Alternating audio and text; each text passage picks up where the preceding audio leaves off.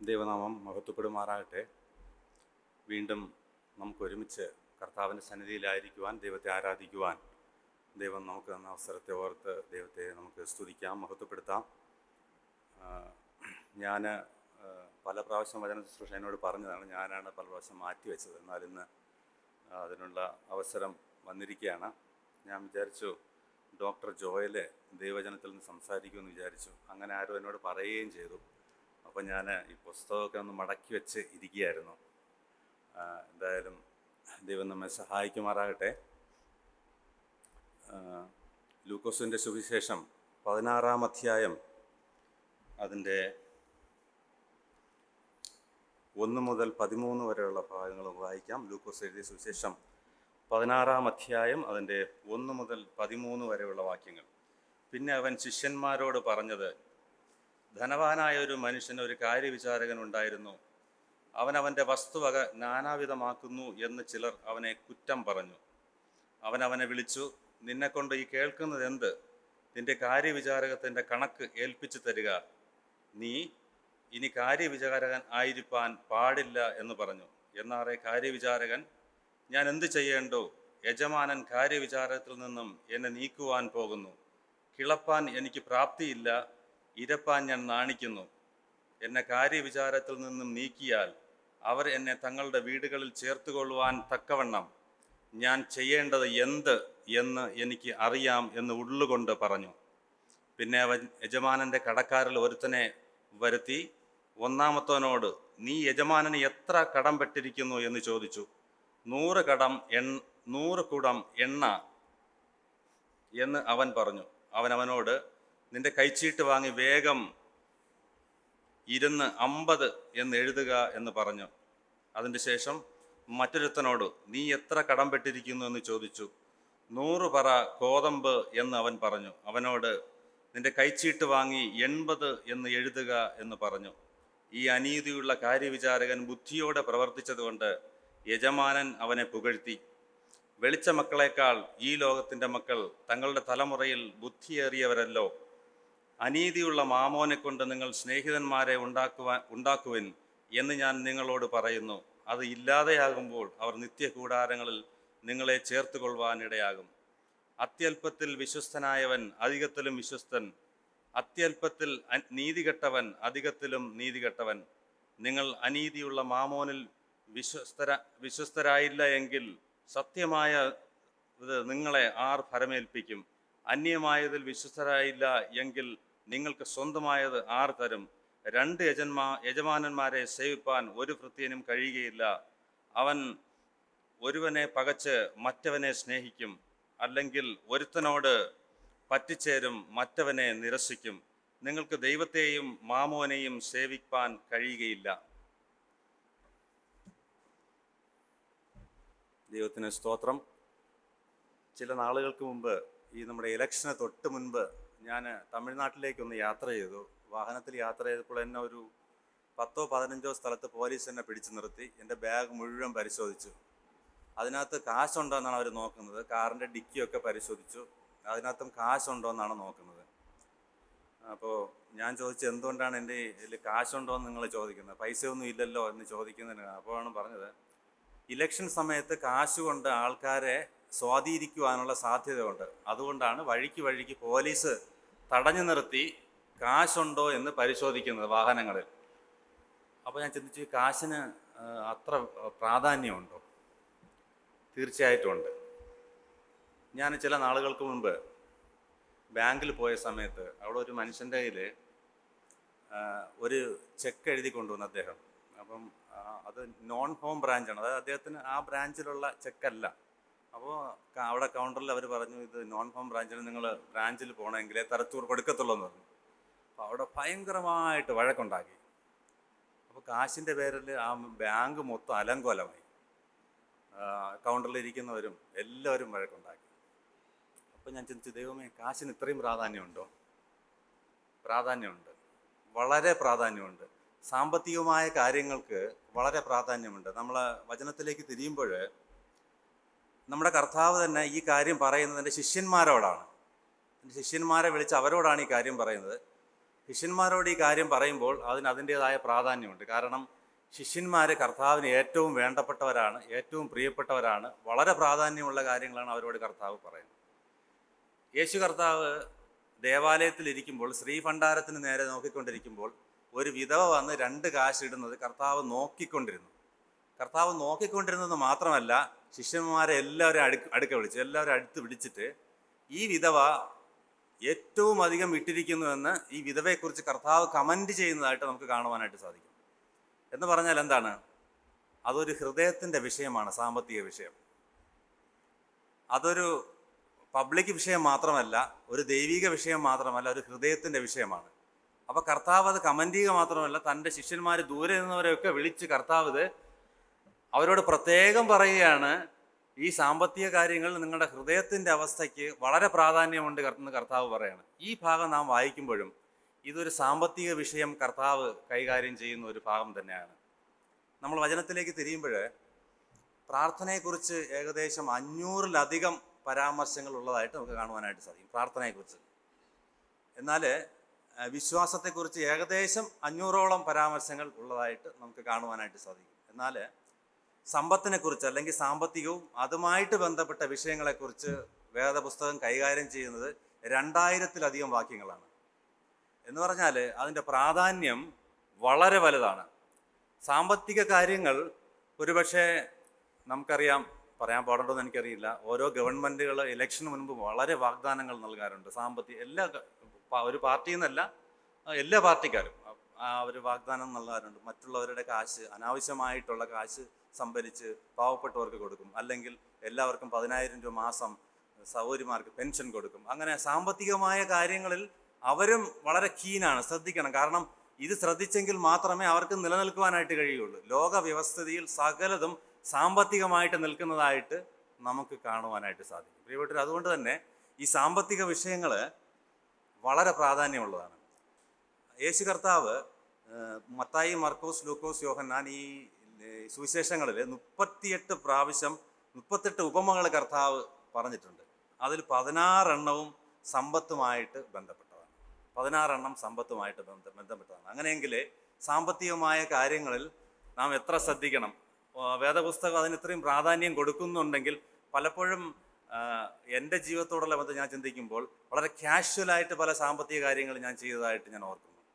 വളരെ കാഷ്വലായിട്ട്. നമ്മൾ അങ്ങനെ ചെയ്യാൻ പാടില്ല. സാമ്പത്തികമായ കാര്യങ്ങളിൽ ദൈവജനം പ്രാധാന്യം കൊടുക്കുന്നുവെങ്കിൽ നാം തീർച്ചയായിട്ടും അതിന് വളരെയധികം പ്രാധാന്യം കൊടുത്തേ മതിയാകുള്ളൂ. എന്തുകൊണ്ടാണ് കർത്താവ് ഇതിന് സാമ്പത്തികമായ വിഷയങ്ങൾക്ക് ഇത്രയും പ്രാധാന്യം കൊടുക്കുന്നത്?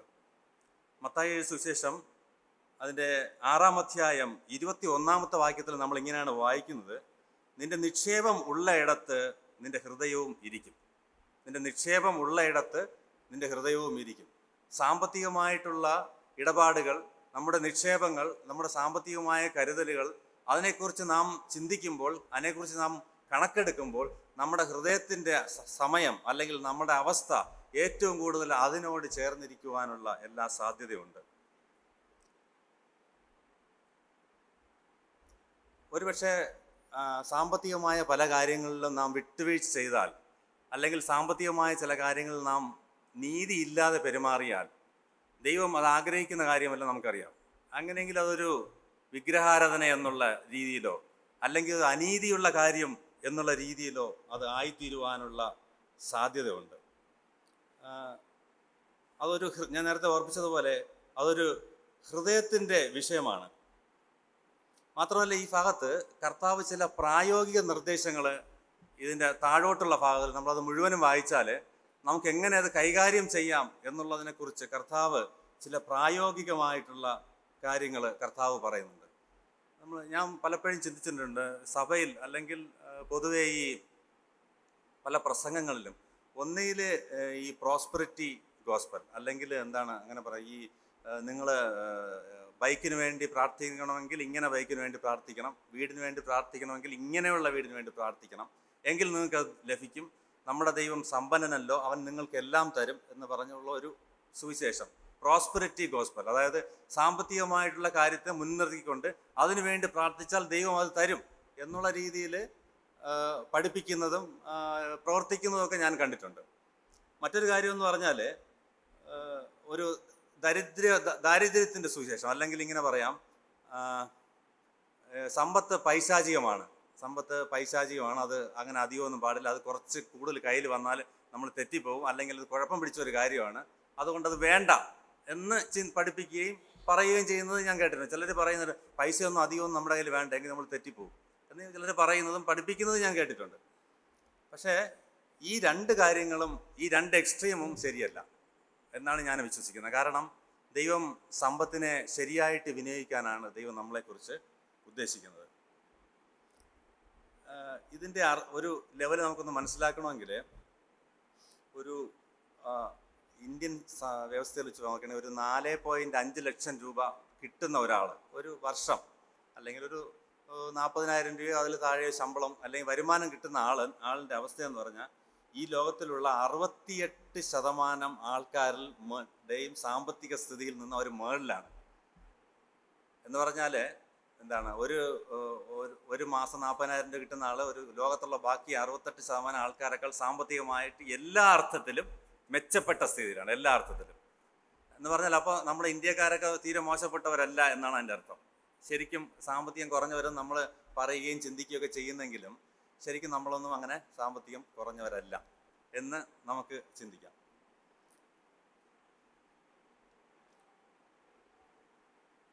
ഇത് കർത്താവ് നമ്മളെ എങ്ങനെ പൈസ ഉണ്ടാക്കാമെന്ന് പഠിപ്പിക്കുന്ന ഒരു ഭാഗമല്ല.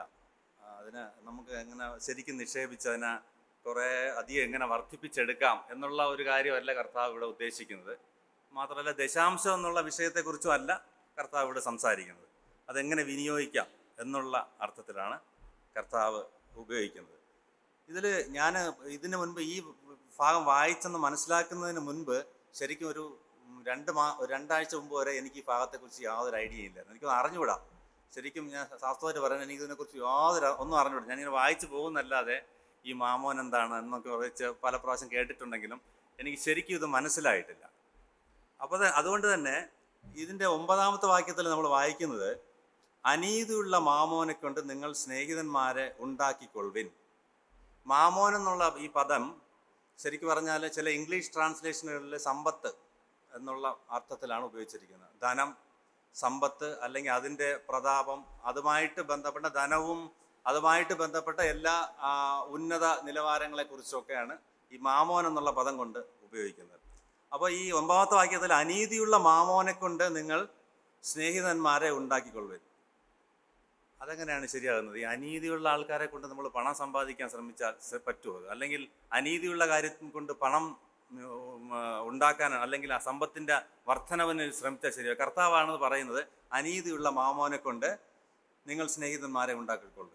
ഇനി 8ാമത്തെ വാക്യത്തിൽ അനീതിയുള്ള കാര്യവിചാരനെ കുറിച്ച് കർത്താവ് പറയുന്നു. അനീതിയുള്ള കാര്യവിചാരനെ കുറിച്ച് കർത്താവ് കമൻ്റ് ചെയ്യുന്നുണ്ട്. അവൻ ചെയ്ത കാര്യം ശരിയായി, അപ്പം അതും ശരിയാവില്ലല്ലോ. കർത്താവ് അല്ലേ പറയുന്നത്. അനീതിയുള്ള ആളിനെ കമൻ്റ് ചെയ്ത് കർത്താവ് പറയുന്നു. അപ്പോൾ അതും ശരിയാകുന്നില്ല. അപ്പം അങ്ങനെ വായിച്ച് ഞാൻ പലപ്പോഴും വിട്ടിട്ടുള്ള ഒരു ഭാഗമാണ്. ശരിക്കും എനിക്കത് മനസ്സിലായിട്ടില്ല. എന്നാൽ കർത്താവ് ആ കാര്യം പറയുന്നത് ആ അർത്ഥത്തിലല്ല. മാത്രമല്ല കർത്താവ് പല കാര്യങ്ങളും പറയുമ്പോൾ, ഉപമകളൊക്കെ പറയുമ്പോൾ, അത് നമ്മളുടെ ഈ ഡെയിലി ലൈഫിൽ നമ്മളൊക്കെ മനസ്സിലാകുവാൻ, ഉദാഹരണത്തിന് ഇപ്പോൾ 2000 വർഷം മുമ്പ് ഒരു യഹൂദനത് മനസ്സിലായെങ്കിൽ ഈ 21ാം നൂറ്റാണ്ടിൽ നമുക്കും അത് മനസ്സിലാവും. ഈ കർത്താവ് പറഞ്ഞ ഈ ഉപമ 2000 വർഷം മുമ്പ് പറഞ്ഞപ്പോൾ അവർക്കത് മനസ്സിലായി. ഇന്നത്തെ ഈ സാഹചര്യത്തിലും കർത്താവിൻ്റെ ഈ ഉപമ നമുക്ക് നന്നായിട്ട് മനസ്സിലാവും, അല്ലേ? വളരെ നന്നായിട്ട് മനസ്സിലാവുന്ന രീതിയിലാണ് കർത്താവ് പറഞ്ഞിരിക്കുന്നത്. ഈ ഭാഗത്ത് നമ്മൾ നോക്കുമ്പോൾ നമ്മൾ മനസ്സിലാക്കേണ്ട കാര്യം, സമ്പത്ത്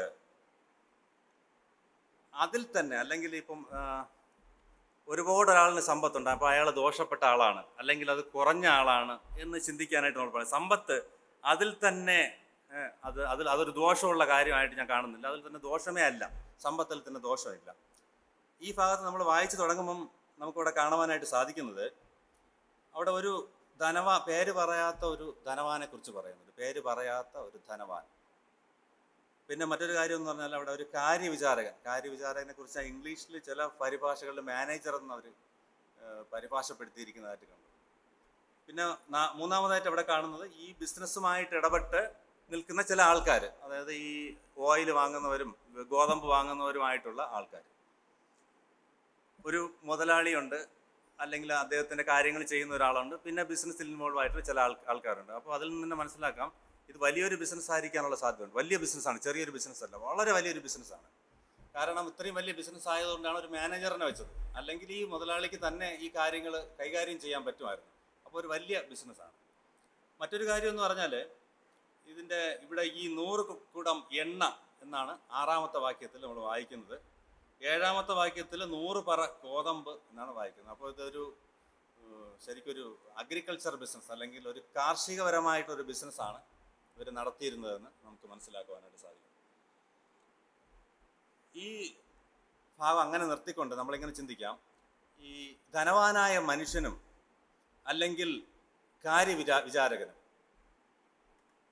ധനവാനായ മനുഷ്യനെ നമുക്ക് ദൈവത്തോട് അല്ലെങ്കിൽ സർവശക്തനായ ദൈവത്തോട് ഉപമിക്കാം. അല്ലെ, ആ രീതിയിൽ തന്നെയാണ് കർത്താവ് ഇവിടെ പറയുന്നത്. കാര്യവിചാരകൻ എന്നുള്ള അർത്ഥത്തിൽ നമ്മളെക്കുറിച്ച് നമുക്ക് ചിന്തിക്കാനായിട്ട് കഴിയും. അല്ലെങ്കിൽ വിശ്വാസികളായ നമ്മളെക്കുറിച്ച് കാര്യവിചാരകന്മാർ എന്നുള്ള അർത്ഥത്തിൽ അങ്ങനെ തന്നെയാണ് ഇവിടെ കർത്താവ് ദൈവത്തെ ഇവിടെ ധനവാനായിട്ടുള്ള അല്ലെങ്കിൽ ആ ബിസിനസ്സിൻ്റെ ഉടമസ്ഥനായ മനുഷ്യനെ കൊണ്ട് തന്നെയാണ് കർത്താവ് ഉദ്ദേശിക്കുന്നത്. അതുകൊണ്ട് തന്നെ നമ്മളെ സംബന്ധിച്ച് നാം കാര്യവിചാരകന്മാരാണ്. അങ്ങനെയെങ്കിൽ നാം നല്ല കാര്യവിചാരകന്മാരായിരിക്കണം എന്ന് തന്നെയാണ് ദൈവം നമ്മെക്കുറിച്ച് ഉദ്ദേശിക്കുന്നത്. ഇതിൻ്റെ പ്രത്യേകമായിട്ടുള്ള ആ അവസ്ഥ നമുക്ക് മനസ്സിലാക്കണമെങ്കിൽ 1-2 വാക്യങ്ങൾ നമുക്ക് വായിക്കാം. പിന്നെ അവൻ ശിഷ്യന്മാരോട് പറഞ്ഞത്, ധനവാനായൊരു മനുഷ്യൻ ഒരു കാര്യവിചാരം ഉണ്ടായിരുന്നു. അവനവൻ്റെ വസ്തുവക നാനാവിധമാക്കുന്നു എന്ന് ചിലർ അവനെ കുറ്റം പറഞ്ഞു. അവനെ വിളിച്ചു, നിന്നെക്കൊണ്ട് ഈ കേൾക്കുന്നതെന്ത്?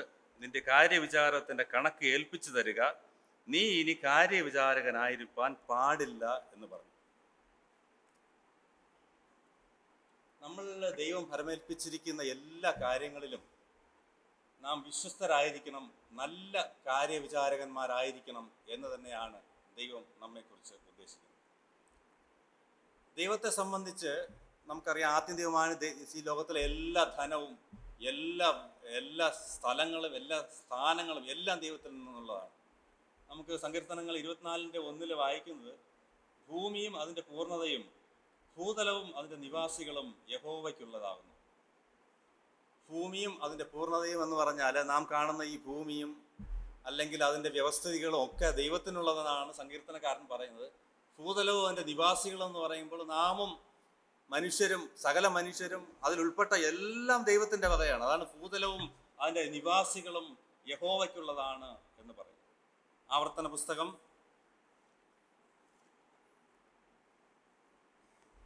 8-ാം അധ്യായം അതിൻ്റെ 17-18 വാക്യങ്ങളൊന്ന് വായിച്ചാൽ നല്ലതായിരിക്കും. ആവർത്തന പുസ്തകം 8-ാം അധ്യായം അതിൻ്റെ 17-18 വാക്യങ്ങൾ. എൻ്റെ ശക്തിയും എൻ്റെ കൈയുടെ ബലവും ഈ സമ്പത്തുണ്ടാക്കി എന്ന് നിൻ്റെ ഹൃദയത്തിൽ പറയാതിരിപ്പാനും സൂക്ഷിച്ചു കൊള്ളണം. നിൻ്റെ ദൈവമായ യഹോവയെ നീ ഓർക്കണം. നിൻ്റെ പിതാക്കന്മാരോട് സത്യം ചെയ്ത തൻ്റെ നിയമം ഇന്നുള്ളതുപോലെ ഉറപ്പിക്കേണ്ടതിന് നല്ലവണ്ണം നിനക്ക് സമ്പത്തുണ്ടാകുവാൻ ശക്തി തരുന്ന നിൻ്റെ ദൈവമായ യഹോവയെ നീ മറക്കുകയും അന്യദൈവങ്ങളെ പിന്തുടർന്ന് അവയെ സേവിക്കുകയും നമസ്കരിക്കുകയും ചെയ്താൽ. ഇവിടെ നാം വായിക്കുമ്പോൾ പലപ്പോഴും ഈ സാമ്പത്തികമായിട്ടുള്ള കാര്യങ്ങളൊക്കെ നാം ചിന്തിക്കുമ്പോൾ അതൊക്കെ ഞാൻ അധ്വാനിച്ചതാണ്, ഞാൻ ഉണ്ടാക്കിയതാണ്, എൻ്റെ കൈയുടെ ബലമാണെന്നൊക്കെ നമ്മളെല്ലാവരും പറയാറുണ്ട്. ഞാനും പറഞ്ഞിട്ടുണ്ട്, ഞാൻ കൊടുത്തതാണ്, ഞാൻ വാങ്ങിയതാണ്, അല്ലെങ്കിൽ ഞാൻ അത് വാങ്ങി അന്ന് കൊടുക്കാതിരുന്നെങ്കിൽ അവനത് കഴിയുമായിരുന്നില്ല. അങ്ങനെയൊക്കെ ഞാനും പല പ്രാവശ്യം പറഞ്ഞിട്ടുണ്ട്. ഒരിക്കലും നമ്മുടെ കൈയുടെ ബലം കൊണ്ട് നമ്മൾ സമ്പത്തുണ്ടാക്കി എന്ന് നമ്മൾ പറയാൻ പാടില്ല എന്നാണ് ഇവിടെ ആവർത്തന പുസ്തകത്തിൽ നമുക്ക് കാണുവാനായിട്ട്. ഇവിടെ ഈ കാര്യവിചാരകന് അവന് സംഭവിച്ച ഒരു നല്ല കാര്യം എന്ന് പറഞ്ഞാൽ അവൻ ചെയ്ത തെറ്റെന്തെന്ന് അവന് മനസ്സിലായി. അപ്പോൾ അവന് അതിൽ നിന്ന് കരകയറിയേ പറ്റുള്ളൂ. കാരണം കാര്യവിചാരത്തിൽ നിന്ന് അവന് മാറ്റിയാൽ അവന് ഇരപ്പാൻ മനസ്സില്ലെന്നാണ് പറയുന്നത്. ഇരപ്പാൻ മനസ്സില്ല, വേറെ വഴിയില്ല. അല്ലെങ്കിൽ അവന് ഈ ജോലിയിൽ നിന്ന് അവന് മാറ്റി കഴിഞ്ഞാൽ അവന് വേറെ നിലനിൽപ്പില്ല. അതുകൊണ്ട് അവന് മടങ്ങി വന്നേ പറ്റുള്ളൂ. അവൻ്റെ തെറ്റ് അവന് മനസ്സിലായി എന്നുള്ളതാണ്. കാരണം അവൻ്റെ ജോലി നഷ്ടപ്പെടും, അവൻ്റെ കാര്യങ്ങളൊക്കെ അവതാളത്തിലാവും. അപ്പോൾ അവന് ഈ ജോലി തന്നെ അവന് തിരിച്ച് കിട്ടിയേ പറ്റുള്ളൂ, അല്ലെങ്കിൽ ഇതിൽ അവന് തിരിച്ച് മടങ്ങി വന്നേ പറ്റുള്ളൂ, അല്ലാതെ വേറെ ഒരു വഴിയില്ലെന്ന് അവൻ ഉള്ളുകൊണ്ട് തീരുമാനിച്ചിട്ടാണ് അവൻ അവന് ആറാമത്തെ വാക്യത്തിൽ വായിക്കുന്നത്.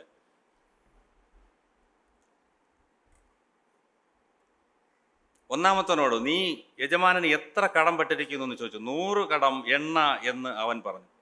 അപ്പോൾ ഒന്നാമത്തെ ആളിനെ വിളിച്ചിട്ട് പറയാണ്, നീ എത്ര കടം പെട്ടിരിക്കുന്നു? 100. അവനോട് പറയണം അവൻ്റെ കൈച്ചീട്ട് വാങ്ങിയിട്ട് എഴുതുക.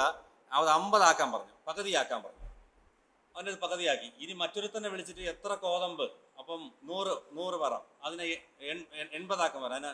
അതിൻ്റെ 20% വെട്ടിക്കുറച്ചിട്ട് അത്രയും എഴുതാനായിട്ട് പറഞ്ഞു. അപ്പോൾ ശരിക്കും പറഞ്ഞാൽ ഈ കടം പെട്ടിരുന്നവർക്ക് അത് ഇഷ്ടപ്പെട്ടു. കാരണം നമുക്കറിയാം, നമുക്കായാലും ഇഷ്ടപ്പെടും. ഒരു കടം പെട്ടിരിക്കുകയാണ്, അപ്പോൾ കുറച്ച് ഇളവ് ചെയ്ത് കിട്ടിയാൽ അത് ഇഷ്ടപ്പെടും. തീർച്ചയായിട്ടും നമുക്കായാലും ആർക്കായാലും ഇഷ്ടപ്പെടും. അപ്പോൾ അവർ സ്വാഭാവികമായിട്ടും ഈ കാര്യവിചാരകനോട് ഒരു അനുഭാവം കാണിക്കാനുള്ള എല്ലാ സാധ്യതകളും ഉണ്ട്. പക്ഷേ 8ാമത്തെ വാക്യത്തിൽ നാം വായിക്കുമ്പോൾ കർത്താവ് ഈ അനീതിയുള്ള ആളിനെ, അല്ലെങ്കിൽ ഈ കാര്യവിചാരകനെ കർത്താവ് അഭിനന്ദിക്കുന്നതായിട്ട് നമുക്ക് കാണുവാനായിട്ട് സാധിക്കും. ഇവൻ ഈ കാര്യം വെട്ടി എഴുതി ആ പ്രശ്നങ്ങളൊക്കെ പരിഹരിച്ച് അവൻ്റെ യജമാനൻ അവനെ തിരിച്ച് ജോലി കൊടുക്കുന്നു, അല്ലെങ്കിൽ അവനെ അഭിനന്ദിക്കുന്നു, നല്ല കാര്യം ചെയ്തു, വെൽ ഡൺ എന്ന് പറയുമ്പോൾ നമുക്ക് തോന്നും ഇത് കർത്താവ് എന്തുകൊണ്ടാണ് ഇങ്ങനെ പറയുന്നത്. ശരിക്കും കർത്താവ് അവൻ്റെ അനീതിയല്ല, നമ്മൾ ആ ഭാഗം വായിച്ചു നോക്കിയാൽ അറിയാൻ പറ്റും. നമ്മളെ കർത്താവ് അവൻ്റെ അനീതിയല്ല അഭിനന്ദിക്കുന്നത്, അവൻ മടങ്ങി വന്നതിനെയാണ് കർത്താവ് അഭിനന്ദിക്കുന്നത്. ഈ അനീതിയുള്ള അവൻ ഒരു കാര്യം ചോദിച്ചു, അവൻ നീതിയോടെ പ്രവർത്തിക്കാനായിട്ട് തീരുമാനിച്ചു, അവൻ മടങ്ങി വരാനായിട്ട് തീരുമാനിച്ചു. ഒരുപക്ഷെ അവൻ ഇതിനു മുമ്പ് ഈ ആൾക്കാർക്ക് കൊടുത്തത് 80 ആയിരിക്കാം, എന്നിട്ട് അവൻ 100 എഴുതിയതായിരിക്കാം, അല്ലെങ്കിൽ 50 കൊടുത്തിട്ട് 100 എഴുതിയതായിരിക്കാം. അപ്പോൾ അവനിൽ തന്നെ തെറ്റിൽ നിന്ന് മാറി തിരിച്ച് മടങ്ങി വരാനുള്ള അവൻ്റെ തീരുമാനം, അതിനാണ് കർത്താവ് ശരിക്കും പറഞ്ഞാൽ. നമ്മളത് അതിൻ്റെ താഴോട്ടുള്ള ബാക്കി കർത്താവിൻ്റെ എക്സ്പ്ലനേഷനിലോട്ട് വരുമ്പോൾ അപ്പോഴാണ് നമുക്കത് ശരിക്കും മനസ്സിലാകുകയുള്ളൂ. ശരിക്കും പറഞ്ഞാൽ കർത്താവ് അവൻ്റെ ആ സാമ്പത്തിക സ്ഥിതിയിൽ, അല്ലെങ്കിൽ അവൻ്റെ കണക്കെടുപ്പിൽ അവൻ മടങ്ങി വന്നതിനാണ് കർത്താവ് അഭിനന്ദിക്കുന്നത്. കർത്താവ് അവൻ്റെ തെറ്റിനെ അല്ല, അവൻ്റെ തെറ്റിൽ അവൻ ചെയ്ത തെറ്റ് നല്ലതെന്ന് കർത്താവ് പറയുന്നില്ല. അവന് പഴയ കണക്കുകൾ എടുത്ത് അത് കൃത്യമായി അവൻ മടങ്ങി വന്ന് അവൻ അതിനെ റെക്ടിഫൈ ചെയ്ത് നേരോടെ അവൻ ആ കാര്യങ്ങൾ ചെയ്യാനായിട്ട് അവൻ തീരുമാനിച്ച ആ വിഷയത്തെയാണ് ശരിക്കും പറഞ്ഞാൽ കർത്താവ് അവിടെ അഭിനന്ദിക്കുന്നത്. അതിൻ്റെ 8ാമത്തെ വാക്യത്തിൽ നാം വായിക്കുമ്പോൾ ഇങ്ങനെയാണ്, ഈ അനീതിയുള്ള കാര്യവിചാരൻ ബുദ്ധിയോടെ പ്രവർത്തിച്ചത് കൊണ്ട് യജമാനൻ അവനെ പുകഴ്ത്തി. വെളിച്ച മക്കളെക്കാൾ ഈ ലോകത്തിൻ്റെ മക്കൾ തങ്ങളുടെ തലമുറയിൽ ബുദ്ധിയേറിയവരല്ലോ. കർത്താവ് പറയാണ്, വെളിച്ച മക്കളെക്കാൾ ഈ ലോകത്തിൻ്റെ മക്കൾ. ഈ വെളിച്ച മക്കൾ ആരാണ്? വെളിച്ച മക്കൾ നമ്മൾ തന്നെയാണ്, വിശ്വാസികളാണ്, ദൈവമക്കളാണ്. വെളിച്ച മക്കളെക്കാൾ ഈ ലോകത്തിൻ്റെ മക്കൾ, അതാ അവിശ്വാസികൾ, അവർ നമ്മളെക്കാൾ ബുദ്ധിയുള്ളവരല്ലോ എന്നാണ് കർത്താവ് പറയുന്നത്. ഞാൻ ഈ സാമ്പത്തികമായ കാര്യങ്ങളൊക്കെ ഡീൽ ചെയ്യുമ്പോൾ പലപ്പോഴും ഈ വിശ്വാസികളെക്കാൾ ഈ ലോകത്തിലെ ആൾക്കാർ ഭയങ്കര ബുദ്ധിമാന്മാരായിട്ട് അവരുടെ ഇൻവെസ്റ്റ് ചെയ്യുന്നതും അവർ കാര്യങ്ങൾ ചെയ്യുന്നതും അവരെൻ്റെ കണക്കെടുക്കുന്നതും എങ്ങനെ അതിൽ നിന്ന് സമ്പത്ത് വർദ്ധിപ്പിച്ചെടുക്കാം എന്നൊക്കെ ചിന്തിക്കുന്നതായിട്ട്, അവരതിൽ വിജയിക്കുന്നതായിട്ട് ഞാൻ കണ്ടിട്ടുണ്ട്. പലപ്പോഴും എനിക്ക് തോന്നുന്നു കൂടുതലും അവിശ്വാസികളായിരിക്കാം ഈ സാമ്പത്തികമായ കാര്യങ്ങളിൽ അവർ വളരെ ശ്രദ്ധയോടെ കാര്യങ്ങൾ ഇൻവെസ്റ്റ് ചെയ്യുന്നതും, അവർ കൃഷി ചെയ്യുന്നതും, അവർ വാഹനങ്ങൾ കൈകാര്യം ചെയ്യുന്നതും എന്ത് തന്നെ ആകട്ടെ, അവരതിൽ വളരെ വിജയിക്കുന്നതായിട്ട് ഞാൻ കണ്ടിട്ടുണ്ട്. അവരെ ശരിക്കും പറഞ്ഞാൽ ഈ ലോകത്തിൻ്റെ ധനം അവർ ഈ ലോകത്തിൻ്റെ വളർച്ചയ്ക്ക് വേണ്ടി, അല്ലെങ്കിൽ ഇപ്പോൾ ഒരു സിറ്റി ഡെവലപ്പ് ചെയ്യാനായിട്ട് കുറേ ഫണ്ട് റൈസിങ് ചെയ്യുന്നിരിക്കട്ടെ, അല്ലെങ്കിൽ കോടിക്കണക്കിന് പൈസ റൈസ് ചെയ്തിന് അതിനെ റൈസ് ചെയ്യാനായിട്ട് ചിലപ്പോൾ വിദേശത്ത് പോവും, മറ്റ് കമ്പനികളെ സമീപിക്കും, അല്ലെങ്കിൽ അവർ ചില ബോണ്ടുകളൊക്കെ ഇറക്കും, അല്ലെങ്കിൽ മറ്റു കാര്യങ്ങളൊക്കെ ചെയ്യും. അതിനുവേണ്ടി സമ്പത്തുണ്ടാക്കി അവരൊരു വലിയ സിറ്റിയോ അല്ലെങ്കിൽ ഒരു സ്ഥലമോ ഡെവലപ്പ് ചെയ്യും, അല്ലെങ്കിൽ ഒരു മാൾ ഉണ്ടാക്കും. എന്നിട്ട് അത് വെച്ച് അവർ വളരെ സമ്പത്ത് കൂടുതലായിട്ട് ഉൽപ്പാദിപ്പിക്കുന്നതായിട്ട് നമുക്ക് കാണുവാനായിട്ട് സാധിക്കും. നമുക്കറിയാം, നമ്മൾ റോഡുകളെല്ലാം പറയുന്നത് BOT ആണല്ലേ, ബിൽറ്റ് ഓപ്പറേറ്റ് ട്രാൻസ്ഫർ അല്ലേ, ബിൽറ്റ് ഓപ്പറേറ്റ്. അപ്പോൾ ഇവർ പണിയാനായിട്ട് ഒത്തിരി പൈസ ഉപയോഗിക്കും, പക്ഷെ എന്നിട്ട് അവർ ടോളിങ്ങനെ പിരിച്ചുകൊണ്ടേയിരിക്കുകയാണ്. ഈ ഉണ്ടാക്കിയതിന് എത്രയോ മടങ്ങാണ് അവർ കളക്ട് ചെയ്തെടുക്കുന്നത് അല്ലേ. അപ്പോൾ അത് ഈ ലോകത്തിൻ്റെ ആൾക്കാരുടെ ഒരു ടെക്നിക്കാണ്. അത് തെറ്റെന്ന് നമുക്ക് പറയാൻ പറ്റില്ല, കാരണം ഈ ലോകത്തിൽ ചില നിയമങ്ങൾ അങ്ങനെയൊക്കെ ഉണ്ട് അല്ലേ. അപ്പോൾ അത് വെച്ച് അവർ ആ ധനം സമ്പാദിക്കുകയും ആ ലോകത്തിൻ്റെ സ്ട്രക്ചർ ആകട്ടെ, ലോകത്തിൻ്റെ മറ്റ് മോഹങ്ങളാകട്ടെ, അതിനുവേണ്ടി അവർ പൈസ ശരിക്കും ഇൻവെസ്റ്റ് ചെയ്യുന്നുണ്ട്. ഇൻവെസ്റ്റ് ചെയ്യുന്നത് മാത്രമല്ല, അവരത് സ്പെൻഡ് ചെയ്യുന്നുണ്ട്, അവരതിൽ വിജയിക്കുന്നുണ്ട്. പലരും, ഒത്തിരി പേര് അതിൽ വിജയിക്കുന്നുണ്ട്. അപ്പോൾ കർത്താവ് ഇവിടെ പറയുന്നത്, നമ്മൾ വിശ്വാസികളായ നമ്മൾ ഈ ലോകത്തിലെ ധനം നമ്മൾ സമ്പാദിക്കുമ്പോൾ, അല്ലെങ്കിൽ നമ്മളത് ഉണ്ടാക്കുമ്പോൾ, നമ്മൾ അത് വിശ്വസ്തരായി അത് ഉണ്ടാക്കിയാൽ മാത്രമല്ല, അത് ദൈവരാജ്യത്തിൻ്റെ കെട്ടുപണിക്കായിട്ട് അത് ഉപയോഗിച്ചാൽ, അത് ഈ ലോകത്തിലെ ആൾക്കാർ ഉപയോഗിക്കുന്നതിനേക്കാൾ എത്രയോ നല്ലതായിരിക്കും എന്നുള്ള അർത്ഥത്തിൽ നമുക്കതിനെ കാണുവാനായിട്ട്. അപ്പോൾ ഉദാഹരണത്തിന് നമ്മൾ ഈ ഇലോൺ മസ്കിനെ കുറിച്ചൊക്കെ കേട്ടിട്ടുണ്ടല്ലേ. ഇലോൺ മസ്ക്, അയാൾ ഭയങ്കര, ഇപ്പം എനിക്ക് തോന്നുന്നു ഏറ്റവും സമ്പത്തുള്ള ആളാണെന്ന് ഞാൻ വിചാരിക്കുകയാണ് ലോകത്തിൽ. അതുപോലെയൊക്കെ ഉള്ള ആൾക്കാർ നമ്മുടെ കൂട്ടത്തിൽ, അല്ലെ വിശ്വാസികളായിട്ടുള്ളവരുണ്ടെങ്കിൽ, അവർ ദൈവനാമോഹത്തിനായിട്ട് ആ സമ്പത്ത് ഉപയോഗിച്ചെങ്കിൽ എത്രമാത്രം കാര്യങ്ങൾ മാറ്റം വരുമായിരുന്നു, അല്ലേ? എന്തുമാത്രം, വളരെയധികം കാര്യങ്ങൾ മാറ്റം വരുമായിരുന്നു. ഇപ്പോൾ ഞാൻ ആദ്യകാലത്ത് ഇന്ത്യയിലൊക്കെ നടന്ന സുവിശേഷ പ്രവർത്തനങ്ങളിൽ മിഷണറിമാർ അവിടെ നിന്ന് മറ്റ് രാജ്യങ്ങളിൽ നിന്നൊക്കെ ഇവിടെ വന്നാണ് കർത്താവിനെ കുറിച്ച് നമ്മളോട് പറയുന്നത്. അപ്പോൾ അവർക്ക് വേണ്ടി അവിടെ സപ്പോർട്ട് ചെയ്യുന്ന ഒരു സഭയുണ്ട്, അല്ലേ? അവരെ സപ്പോർട്ട് ചെയ്യുന്ന ഒരു സഭ അവിടെ ഉണ്ട്. അല്ലെങ്കിൽ അവർക്ക് ഇവിടെ നിൽക്കാനായിട്ട് പറ്റുകയില്ല. അവർക്ക് വേണ്ടി പ്രാർത്ഥിക്കുന്ന ഒരു സഭ അവിടെ ഉണ്ട്. അവരെ എല്ലാ അർത്ഥത്തിലും സഹായിക്കുന്ന ഒരു സഭ അവിടെ ഉണ്ട്. അതുകൊണ്ടാണ് നമ്മുടെ രാജ്യത്തും സുവിശേഷം വരാനും, നമ്മൾ കർത്താവിനെ കുറിച്ച് കേൾക്കുവാനും, അനേകം സഭകളിൽ നിന്നുണ്ടാകുവാനും ഒക്കെ ഇടയായിത്തീരുന്നു. അനേകർ കർത്താവിനെ അറിയുവാനായിട്ട് ഇടയായിത്തീരുന്നു. അന്ന് അവരവിടെ അധ്വാനിച്ചതിൻ്റെ വിലയാണ്. ഒരുപക്ഷെ നമുക്കതിൻ്റെ വില എത്രത്തോളം മനസ്സിലാവുമെന്ന് എനിക്കറിയില്ല. പലരും ചെറിയ ചെറിയ നാണയങ്ങൾ വരെ കാണിക്കയിടുകയും അത് കളക്ട് ചെയ്ത് ഇന്ത്യയിലെ സുവിശേഷ പ്രവർത്തനങ്ങളിൽ നൂറ്റാണ്ടുകൾക്ക് മുൻപ് സ്പെൻഡ് ചെയ്യുകയും അത് അനേക പ്രവർത്തനങ്ങൾക്ക് പ്രയോജനപ്പെടുകയും, നമ്മുടെ തിരുവല്ലയിലുള്ള ടീം സായിപ്പിൻ്റെ ആശുപത്രിയിലൊക്കെ അതുപോലെ പൈസ കളക്ട് ചെയ്ത് ഇവിടെ ഹോസ്പിറ്റൽ പണിക്കൊക്കെ സ്പെൻഡ് ചെയ്തതൊക്കെ കാര്യങ്ങളൊക്കെ ഞാൻ കേട്ടിട്ടുണ്ട് ഇങ്ങനെ. അപ്പോൾ അതൊക്കെ എത്രയോ ആൾക്കാർക്ക് പ്രയോജനത്തിന് കാരണമായി തീരുന്നു. അപ്പോൾ ഈ ലോകത്തിൻ്റെ ആൾക്കാർ ധനസമ്പാദനത്തിനായിട്ട് വളരെ ബുദ്ധിയോടെ പൈസ ഉപയോഗിക്കുന്നു. എന്നാൽ ദൈവമക്കളായ നമുക്ക് കിട്ടുന്ന സാമ്പത്തിക അവസ്ഥയും അത് എത്രമാത്രം നമ്മൾ കൂടുതൽ ബുദ്ധിയോടെ ഉപയോഗിക്കുന്നു, എത്രമാത്രം അത് ദൈവരാജ്യത്തിൻ്റെ പണിക്ക് വേണ്ടി അത് ഉപയോഗിക്കുന്നു എന്നുള്ളതാണ് നമ്മുടെ കർത്താവ് ഉദ്ദേശിക്കുന്നത്. അതിൻ്റെ 10-ാമത്തെ വാക്യം, അതിൻ്റെ 10-ാമത്തെ വാക്യം, അതിൻ്റെ 10, 11, 12 വാക്യങ്ങൾ. അത്യല്പത്തിൽ വിശ്വസ്തനായവൻ അധികത്തിലും വിശ്വസ്തൻ, അത്യല്പത്തിൽ നീതികെട്ടവൻ അധികത്തിലും നീതികെട്ടവൻ. നിങ്ങൾ അനീതിയുള്ള മാമോനിൽ വിശ്വസ്തരായില്ല എങ്കിൽ സത്യമായവൽ നിങ്ങൾ ആര് ഫലമേൽപ്പിക്കും? അന്യമായതിൽ വിശ്വസ്തരായില്ല എങ്കിൽ നിങ്ങൾക്ക് സ്വന്തമായത് ആർ തരും? ഇവിടെ കർത്താവ് ഇവിടെ നമ്മോട് പറയുകയാണ്, നമ്മൾ അത്യല്പത്തിൽ വിശ്വസ്തരായിരിക്കണമെന്ന്. ഈ പ്രൊമോഷനൊന്നും ഒറ്റ ദിവസം കൊണ്ട് വരുന്നതല്ല. നമുക്കറിയാം, കുറേ നാളുകൊണ്ട്, വർഷങ്ങളുടെ അവരുടെ ജോലിയും അതൊക്കെ കഴിഞ്ഞാണ് പ്രൊമോഷൻ വരുന്നത്. അതുപോലെ തന്നെ ഈ ഒരു കാര്യത്തിന് വേണ്ടി, ഒരു ബിസിനസ്സിന് വേണ്ടി, അല്ലെങ്കിൽ ഒരു ജോലിക്ക് വേണ്ടി പഠിക്കുകയും അധ്വാനിക്കുകയും ചെയ്യുന്നവർ ഒരൊറ്റ ദിവസം കൊണ്ട് അതിൽ അവർക്ക് വിജയം കിട്ടുകയൊന്നുമില്ല. അവരുടെ വർഷങ്ങളുടെ അധ്വാനമായിരിക്കാം, അതിൻ്റെ പിന്നിൽ അവർ അനേകം പഠിച്ചിട്ടായിരിക്കാം, അല്ലെങ്കിൽ അനേക കാര്യങ്ങൾ ചെയ്തിട്ടായിരിക്കാം. അവർ വളരെ ചെറിയ തുകകൾ കരുതി വെച്ച് അത് സമ്പാദിച്ച് അവരൊരു ബിസിനസ് തുടങ്ങി അവർ ഫ്ലറിഷ് ആയതായിരിക്കാം. അവർ ഒറ്റ ദിവസം കൊണ്ട് അവരതിൽ വിജയിച്ചവരായിരിക്കില്ല. എന്നാൽ നമുക്ക് ലഭിക്കുന്ന സാമ്പത്തികമായിട്ടുള്ള ആ നന്മകൾ, അത് എല്ലാ അർത്ഥത്തിലും നമ്മൾ വിശ്വസ്തരായിട്ട് വളരെ കണക്കുകൂട്ടലോടുകൂടി പ്രവർത്തിച്ചാൽ ദൈവം നമ്മെ സഹായിക്കും എന്നുള്ളതിന് രണ്ട് പക്ഷമില്ല. നമ്മുടെ കർത്താവ് ഈ കാര്യം ഇവിടെ പറയുമ്പോൾ വിശ്വാസികളായ നമ്മളിലേക്ക് തിരിഞ്ഞു നോക്കേണ്ട വളരെ അത്യാവശ്യമായ ഒരു കാര്യമുണ്ട്. കാരണം ഈ അനീതിയുള്ള മാമോനെ, അല്ലെങ്കിൽ ലോകത്തിൽ അനീതിക്ക് വേണ്ടി പ്രവർത്തിപ്പിക്കുന്ന ഈ കാര്യത്തെ നമുക്കെന്തുകൊണ്ട് ദൈവരാജ്യത്തിൻ്റെ കെട്ടുപണിക്കായിട്ട് ഉപയോഗിച്ചുകൂടാ? ഞാൻ ഈ നമ്മുടെ നാമധേയ ക്രിസ്ത്യരെന്നൊക്കെ നമ്മൾ പറയുമല്ലോ, അല്ലെങ്കിൽ അവർ ഒത്തിരി ചാരിറ്റി എന്നുള്ള വിഷയത്തിൽ ശ്രമിക്കുന്നതായിട്ട്, അതിനുവേണ്ടി അവർ സമ്പത്ത് വിനിയോഗിക്കുന്നതായിട്ട് നമുക്ക് കണ്ടിട്ടുണ്ട്. എന്നാലും ഞാൻ നമ്മളെ കുറ്റം പറയുന്നതല്ല. എന്നാൽ നമ്മുടെ സഭകളിൽ നമ്മളങ്ങനെ പബ്ലിക്കായിട്ടൊരു ആ രീതിയിലൊരു ചാരിറ്റി പ്രവർത്തനത്തിന് വേണ്ടി കുറച്ച് ഫണ്ട് റൈസ് ചെയ്യുന്നു. നമുക്ക് ഒരു പാവപ്പെട്ട ഒരു ഫാമിലിക്ക് ഒരു വീട് വെച്ച് കൊടുക്കാം, അല്ലെങ്കിൽ കുറച്ച് പേർക്ക് നമുക്ക് ഭക്ഷണം കൊടുക്കാം, അല്ലെങ്കിൽ ഒരു അനാഥശാലയിൽ നമുക്ക് കുറച്ച് കാര്യങ്ങൾ ചെയ്യാം എന്ന് നമ്മൾ അങ്ങനെ ചെയ്യുന്നതായിട്ട് ഒരുപക്ഷെ ഉണ്ടായിരിക്കാം, അങ്ങനെയുള്ള മനസ്സുള്ളവരും ഉണ്ടായിരിക്കാം, ഒരുപക്ഷെ അവർക്ക് ചെയ്യാൻ പറ്റാത്തതായിരിക്കാം. എന്നാലും അങ്ങനെ ചെയ്യുന്നതായിട്ട് ഞാൻ കണ്ടിട്ടില്ല. ഒരു ഒരു ഒരു 4-5 മാസം മുമ്പ് ഞാൻ ഞങ്ങളുടെ ഞങ്ങളുടെ ഓഫീസിൻ്റെ ഫ്രണ്ടിലൊരു ബാങ്കുണ്ട്, സ്റ്റേറ്റ് ബാങ്ക് ഓഫ് ഇന്ത്യ. അവിടെ പോയി ഇരുന്നപ്പോൾ ഒരു അപ്പച്ചൻ ഇങ്ങനെ കൗണ്ടറിൽ ഇങ്ങനെ വന്ന് പെൻഷൻ വന്നോ നോക്കാനായിട്ട് പാസ്ബുക്ക് ഇങ്ങനെ കൊടുത്തു. പാസ്ബുക്ക് കൊടുത്തപ്പോൾ പിന്നെ പെൻഷൻ വന്നില്ല എന്ന് പറഞ്ഞു. അപ്പോൾ അവിടെ നിന്ന് പറയാണ്, എനിക്ക് മരുന്ന് വാങ്ങാൻ പൈസ ഇല്ലാതായല്ലോ എന്ന് പറഞ്ഞു.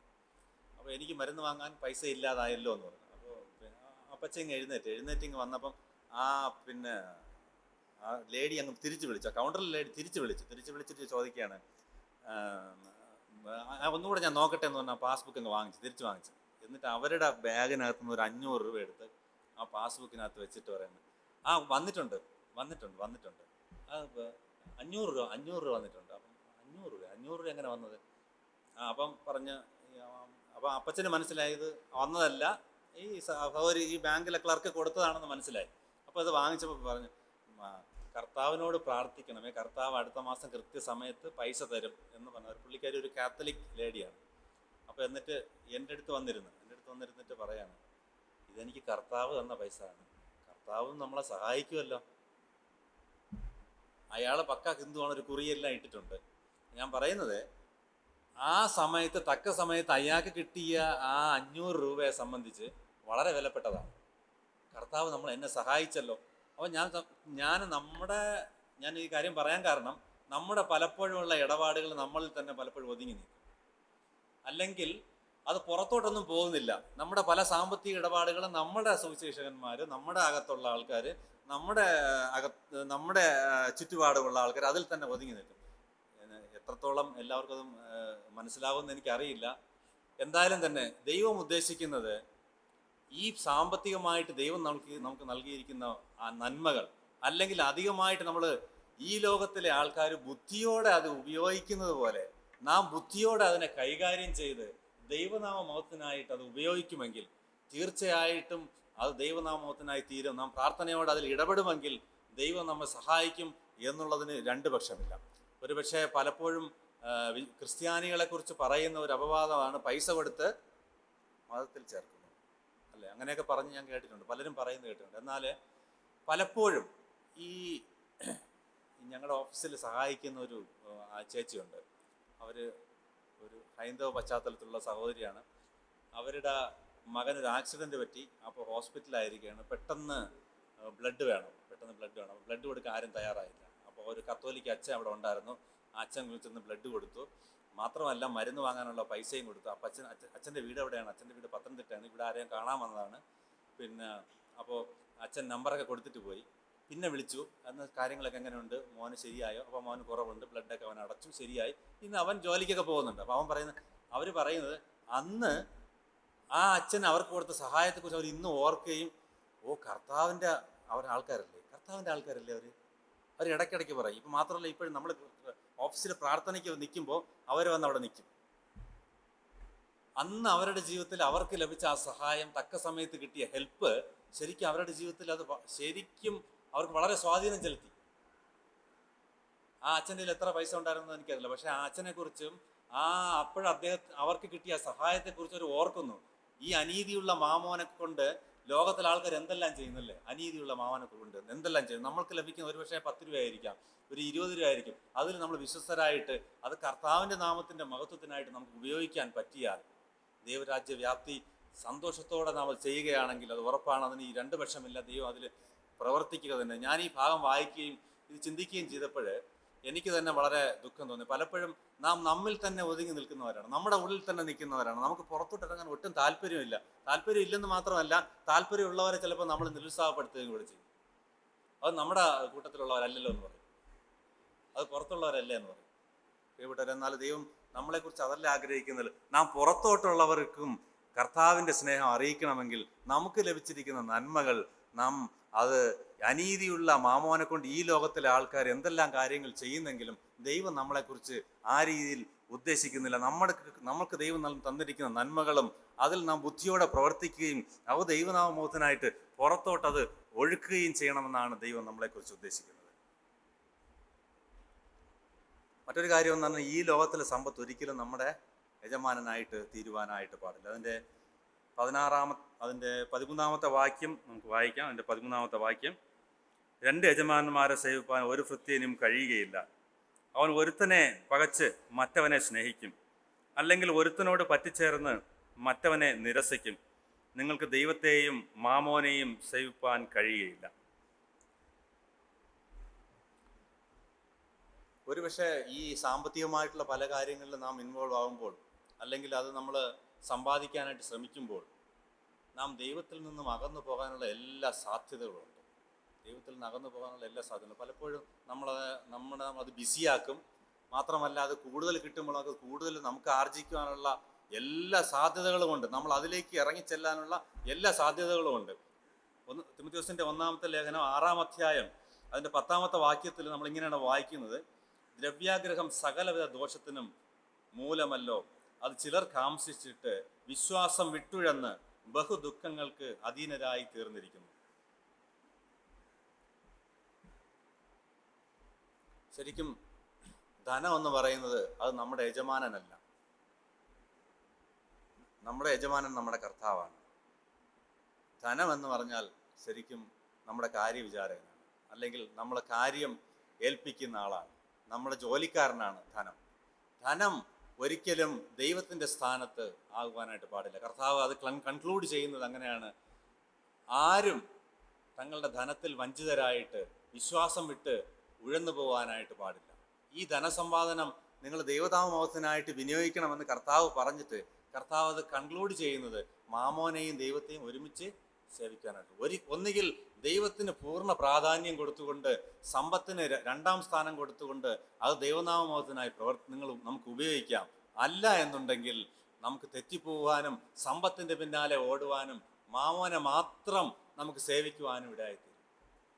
പ്രിയപ്പെട്ടവരെ, ഇന്ന് ലോകത്തിൽ നടക്കുന്ന അനേകം കൊലപാതകങ്ങൾ, അല്ലേ? എത്രമാത്രം കൊലപാതകങ്ങളാണ് നടക്കുന്നത് സമ്പത്തിൻ്റെതായിട്ടുള്ള വിഷയത്തിൽ. ഈ ലോകത്തിൽ ഇന്നിപ്പോൾ ഇന്ത്യയിൽ, കേരളത്തിലെ ഒരു വലിയ കൊലപാതകം, കാരണകത്തിട്ട് ഒരാളിനെ ചുട്ടുകൊന്ന, ചാക്കോ എന്ന് പറഞ്ഞ ആൾ ചുട്ടുകൊന്ന് ഇപ്പോഴും പിടിക്കാത്തൊരു കേസ്, ഒരു ഇൻഷുറൻസ് ക്ലെയിമിന് വേണ്ടിയുള്ള കേസായിരുന്നു, അല്ലേ?